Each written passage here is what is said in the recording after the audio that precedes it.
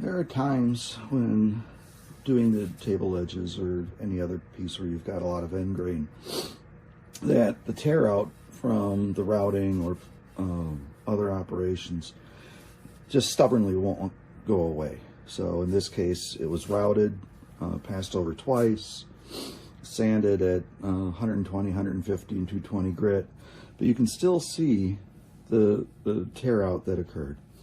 The final cure for this really is to be able to take a scraper on a bias, has to be freshly sharpened, and take a series of passes over the curve, listening for chatter. So if you're getting chatter, you need to change your angle of attack. And then once you hear it being just nice and smooth like that, you know you're nearly done. So then the next step is to sand it to match.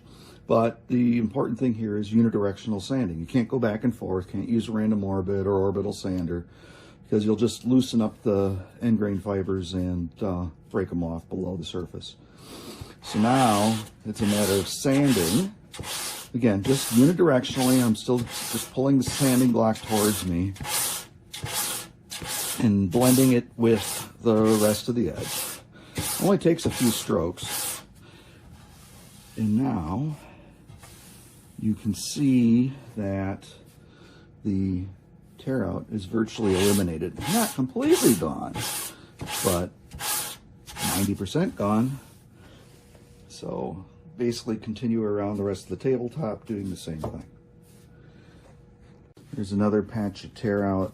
This poses a little bit different problem because of the grain is arching, so we may have to reverse directions. But the first step in setting up your angle of attack is here you can see the grain lines going like so. So you want to be perpendicular to those roughly as you start your passes.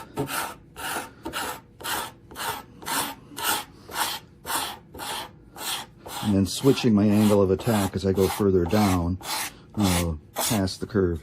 And here I have a section that's just not cooperating at all. So here it's even not just reversing the angle, but also the direction of my cut. So trying to go with the grain as much as possible.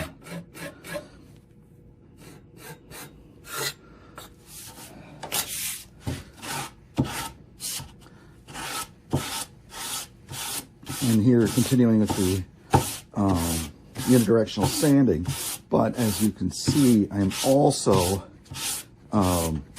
not just going along the edge, the lengthwise direction, but also going down, just trying to get those fibers to lay nicely.